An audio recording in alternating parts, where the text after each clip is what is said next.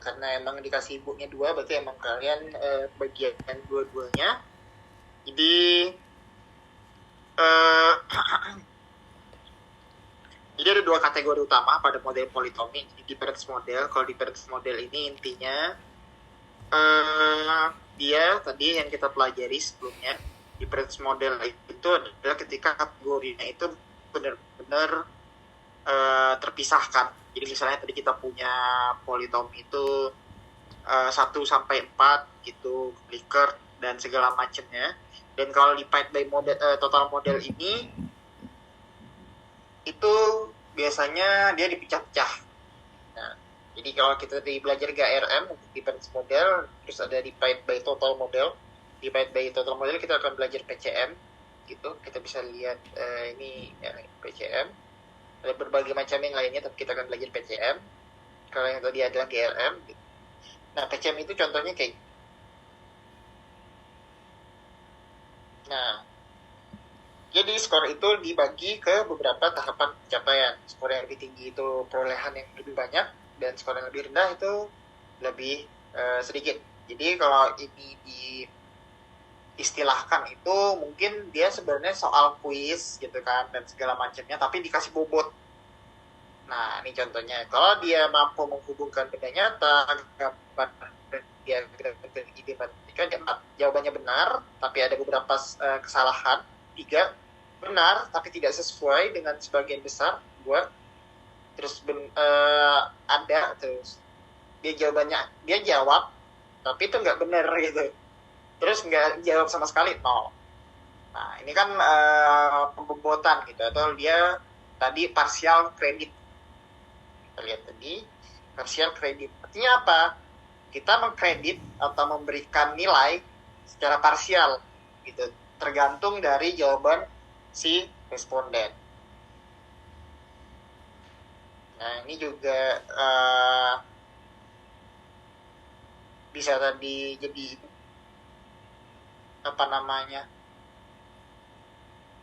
bisa menjadi parsial juga. Kenapa? Karena tidak pernah sampai selalu. Kalau kita bayangkan pakai angka, ini kan 0. Tidak pernah sama sekali berarti 1. Nah, kalau selalu dia 1. Nah, kalau kita bisa lihat di sini, dia parsial. Kenapa? Karena kalau jarang mungkin kita kasih, misalnya dia 0, sekian gitu kan. Dan kadang-kadang itu mungkin ya 0,5. Kalau ini 0, berapa gitu. Jadi dia apa ya? Dia ada bobotnya masing-masing. Nah, model kredit parsial ini untuk trait dan abilitas individu itu yang lebih tinggi itu diharapkan akan memiliki skor yang lebih tinggi tentunya dibandingkan yang traitnya lebih rendah. Jadi kayak tadi misalnya ini, kalau dia memang kemampuan untuk komunikasi matematisnya tinggi, maka dia seharusnya skornya 4. Ya kan? Karena dia harusnya benar jawabannya, bisa menghubungkan ke benda nyata dan seterusnya. Tapi kalau emang kemampuannya rendah, ya dia nggak bakal bisa jawab sama sekali gitu. Atau dia bisa jawab, tapi ya jawabannya itu nggak sesuai kriteria gitu. Dan untuk ini cocok untuk tes prestasi atau tes kuis gitu dan segala macam yang ada pembobotannya biasanya. Atau juga skala kepribadian yang bersifat multi point scale. Nah, di sini contohnya jadi kalau untuk partial credit model ini dia tetap ada urutannya ya, dari yang paling kecil sampai yang paling besar. Cuman dia urutannya nggak jelas. Kalau yang kayak tadi kan jelas ya. Maksudnya gimana nggak jelas? Maksudnya gini. Kalau tadi kan jelas 1, 2, 3, 4, 5 misalnya. Nah, ini urutannya kita udah tahu, 1 ke 2 itu ya beda 1, 2 ke 3 beda 1 dan segala macamnya. Sedangkan kalau yang kayak gini, dia lebih ambigu. Tidak pernah, jarang, kadang-kadang, dan selalu. Lebih ambigu. Tapi kita lebih tahu gitu, jarang itu pasti di atas tidak pernah. Dan kadang-kadang itu pasti di atas jarang. Dan sering itu di atas kadang-kadang. Gitu. Tapi itu nggak usah terlalu gini. Intinya bakal ada urutan. Dan model PCM ini bahwa setiap urutan skor itu ada tahapan atau step masing-masing.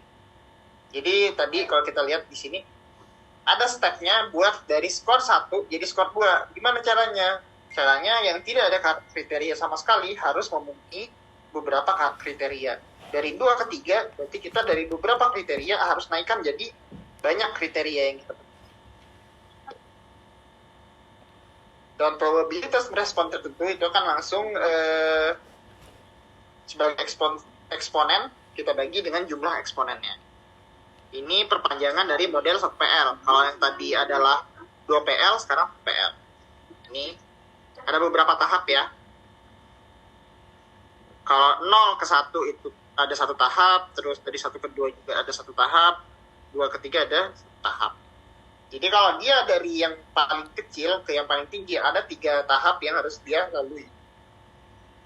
Gitu. Jadi pemberian skor ini secara bertahap. Maksudnya gimana? Jadi kita dari jawabannya terlihat, oh dia ternyata ada jawaban. Tadi misalnya kita lihat dulu pertama, oh dia ada jawaban. Dia dari yang nggak ada jawaban kita lihat, oh dia ada jawaban. Kita naik ke 1. Jawabannya ini seberapa sesuai ya dengan kriteria. Kita lihat, oh ada beberapa nih yang sesuai kriteria. Kita lihat lagi, oh ternyata banyak kok yang sesuai kriteria. Oh enggak, ternyata semuanya terpenuhi.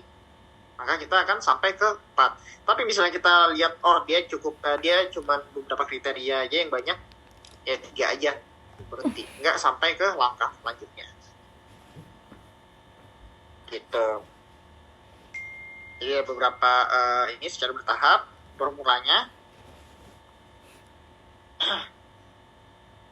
Probabilitas dari sebuah item dan kategori sebuah kategori dari theta sama dengan eksponen sum dari kategori sampai kategorinya sama dengan 0. Ini nggak tahu bacanya gimana. Aku baru ketemu nih, Bang. Gitu. Ini adalah dasarnya, dasarnya adalah selisih antara kemampuan individu dan parameter lokasi. Sama kayak tadi bacanya, ini adalah probabilitas, ini item, ini kategori 1, ini eksponen, ini theta, ini n. Tuh, ini adalah formulanya sama aja kayak di atas kasih. Ya sama aja. Dan ini adalah ininya. Jadi untuk yang PIC itu probabilitas menanggapi dalam kategori C untuk item I pada level individu. Dan untuk ininya, ini adalah tahap kesulitan. Oh, ini adalah tahap kesulitannya. Potongan kategori. Dan M itu adalah jumlah butir dalam item tersebut. Jadi misalnya pembobotannya ada 5 sampai 5, berarti M-nya adalah 5. Nah, jadi ini misalnya ada sebuah skala, ada sebuah item, 3 kategori, kategorinya skornya kasih kita 0, 1, dan 2. Dan diperoleh kategori sebanyak 3 buah ya kan. Kategori 0, kategori 1, kategori 2. Kita masukin rumusnya masing-masing. 1, 0, 1, 2. Terus muncullah CRR, sama kayak tadi. Orang kalau dia mau masuk kategori 0, ketika dia kemampuannya min 3 gitu, dia ada kemungkinan 0,90%, 90% untuk dia masuk kategori 0, dan ada 15% untuk dia dia masuk kategori 1. Dan ada ini stepnya gitu, dari dia kategori 0 untuk masuk kategori 1 ada ini. Terus dari kategori 1 untuk masuk kategori 2 ada ini gitu. Nggak tahu sebutannya apa. Nah, parameter dari sebuah apa sih sebutan? Sebentar, coba aku lihat.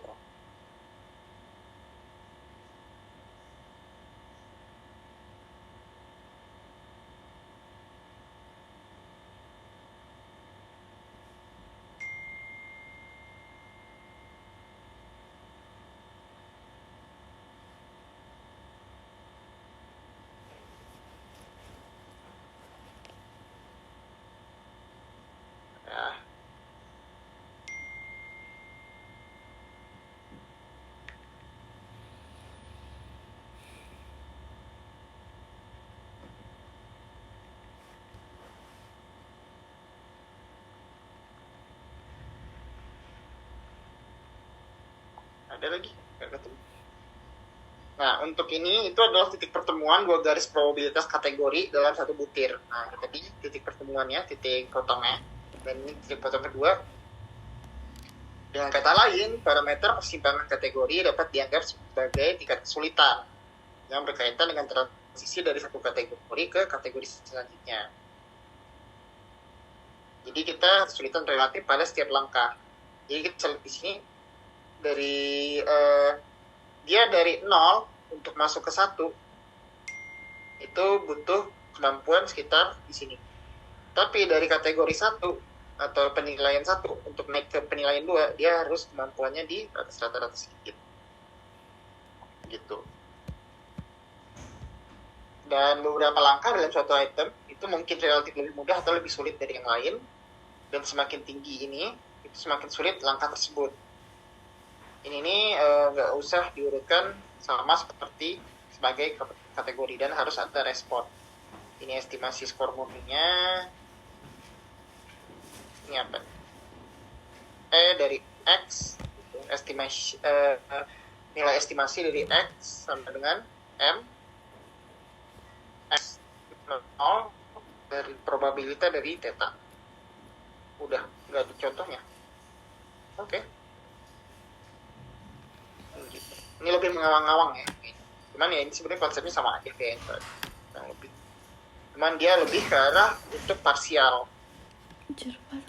Tadi. Jadi yang untuk penilaiannya itu nggak full. Tergantung dari dia menjawabnya apakah dibobotin gitu nilai jawabannya. Gitu sih.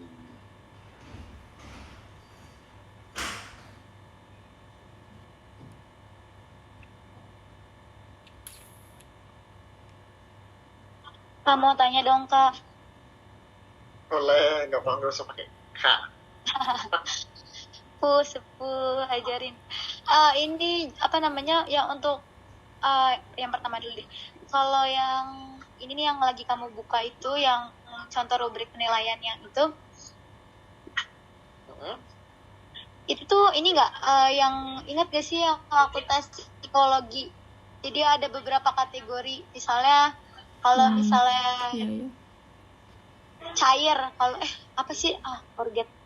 Oh, yang kata Dia dapat poinnya, iya dia dapatnya poinnya 4. Tapi kalau misalnya kayak dia mendekati, dia poinnya 3. Kalau dia nggak nyambung sama sekali itu 0. Itu contohnya sama nggak? Maksudnya bisa? Ya, bisa. Sejalan kan ya maksudnya? Ya, sejalan tuh. Itu parsial. Oke, terus yang kedua aku sebenarnya mau nanya ini sih, aku bingung sama yang kamu nggak tahu itu penyebutannya apa. Kenapa? Interpretasi parameter itu maksudnya apa deh? Aku masih kurang paham dan kurang mudeng. Dia tuh kayak maksudnya kayak dari kategori 0 ke kategori 1 si interpretasi aku nggak tahu ini jemputnya apa sumpah. Si interpretasi parameternya itu yang lambangnya itu tuh maksudnya apa? Itu apakah titik temu dari kategori 0 sampai kategori 1 titik temunya itu gitu? Itu antara dua garis nih probabilitas kategori dalam satu butir. Jadi kayak tadi dari 0 ke 1 ini kan tadi kita punya langkah ya. Nah ini misalnya dari 0 ke 1 ada satu tahap, terus dia mau naik dari 1 ke 2 ada tahap kedua, dari 2 ke 3 ada tahap ketiga. Nah ini sama kayak tadi. Jadi kalau kita lihat dari dia kategorinya 0 gitu, itu mau naik ke tahap selanjutnya kategori 1 itu adalah di sini perpotongannya. Jadi di sini dia itu tadi dia adalah perpotongannya. Ini bisa kita anggap sebagai langkah pertama gitu untuk dia dari kategori 0 ke kategori 1, dan dia langkah keduanya adalah dari kategori 1 ke kategori 2 gitu. Oke, paham. Terima kasih, Kak. Oke, aman. Tuh. Nah, ini tadi semakin tinggi ini semakin sulit sebuah langkah tersebut gitu. Jadi kalau dia semakin ke kanan, ini semakin sulit untuk dilewatin langkahnya. Nah, kalau kita lihat di sini kategori 0 ke kategori 1 langkahnya itu ada di sekitar ini ya, di sini. Sekitar 1,-1,2 gitu ya. Berarti dia di bawah rata-rata, dia udah bisa dapat poin 1 gitu. Dia ada kemungkinan untuk dapat poin 1 gitu. Nah, dari poin 1 ke poin 2 itu dia butuh kemampuan di atas rata-rata sedikit. Baru dia ada kemungkinan untuk dapat poin 2 yang sama, kemungkinan antara dapat poin 1 dan poin 2 nya sama tinggi. Jadi dia seimbang. Semakin dia tinggi kemampuannya, maka kita bisa lihat semakin besar kemungkinan dia buat dapat sampai langkah kedua untuk melewati langkah kedua. Gitu. Jadi kalau kita lihat di sini, seorang itu kalau dia mau melewati langkah pertama, dia harus melewati harus agak di atas rata-rata gitu, di atas rata-rata. Harus lewat dari garis ini, jadi kita bisa lihat di sini. Nah, ini kan lebih tinggi ya, lebih tinggi peluang dia untuk dapat kategori 1 dibandingkan dapat kategori 0. Gitu. Nah, terus kita lihat di sini, semakin dia tinggi kemampuannya, maka kategori 2 nih semakin tinggi probabilitasnya. Gitu.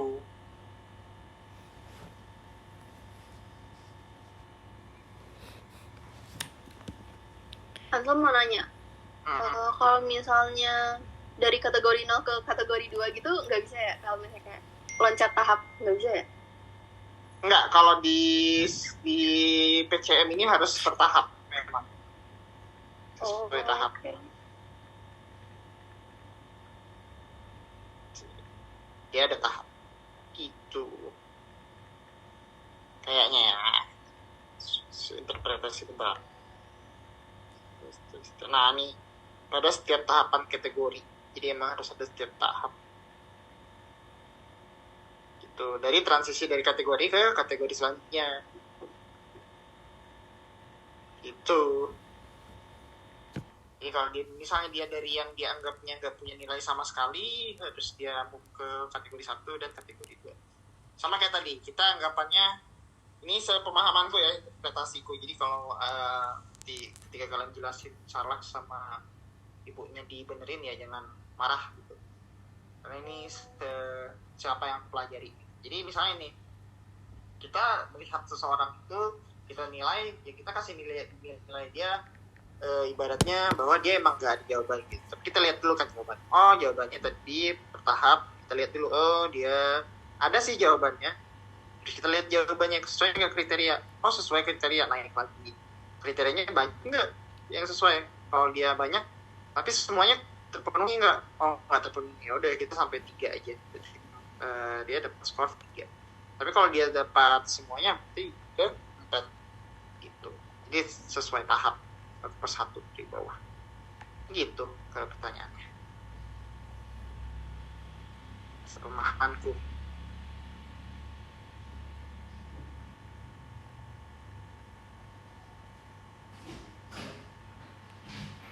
Ada lagi?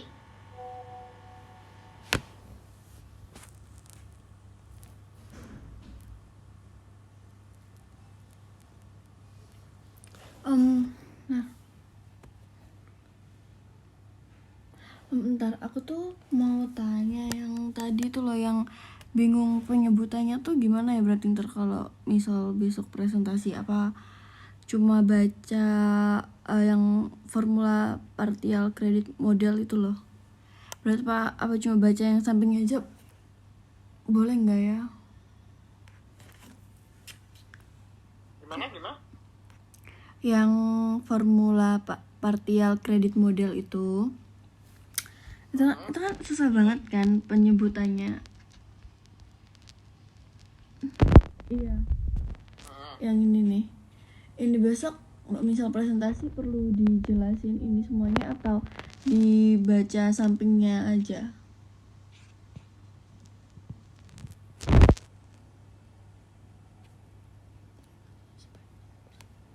Ya, kalau memang nggak paham, menurutku dibaca sampingnya aja nggak masalah. Karena ya ini juga nggak kita praktekkan juga kan. Oke. Sebagai pengetahuan. Oke. Thank you. Oke. Guys, ada yang mau tanya lagi. Ada lagi?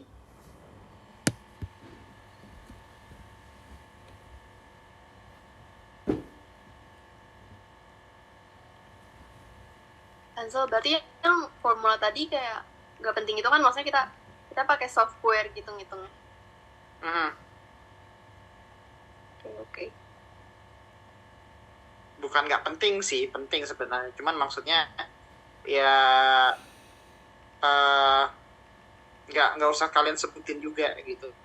Kayak 1 per bla bla bla bla gitu dan segala macamnya. Karena kalian pasti bingung juga. Penting dibilang aja yang ini. Jadi kalau kita misalnya mau hitung probabilitas pada kategori 0, kita pakai rumus yang gini. Tuh, dan yang ini kayak gini.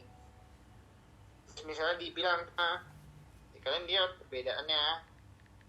Kalau yang bagian ini, yang untuk kategori 0, itu adalah 1 dibagi 1 plus eksponen. Nah, bagian bawahnya ini kan sama ya. Bagian atasnya doang yang beda. Gitu.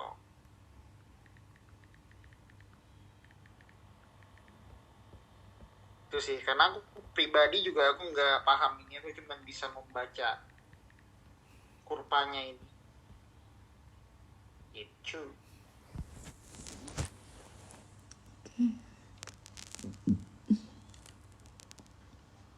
Masih bingung?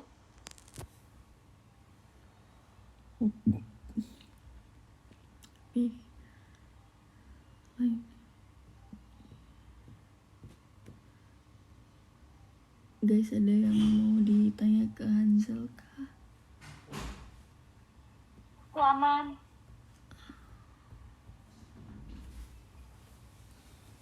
Aman ya. Hamidah aman? Gina? Bintang? Aku aman sih sejauh ini. Oke, aman. Oke, kalau kayak gitu. Untuk Lintang sama Gina baru pertama kali ya? Gimana? Baru pertama kali tutor sama aku. Iya. Kalau Hamidah pernah gak sih? Aku belum pernah. Oh, Gak tau deh. Iya. Belum. Tapi kayak aku semester ini kayak gak pernah samsek deh. ya kalau semester ini ya. Aku lupa juga dulu kan. Ya udah kalau kayak gitu kita boleh dokumentasi gak? Boleh bikin bing. Boleh, bentar. Aduh. Bentar ya. Kau penjaga hatiku.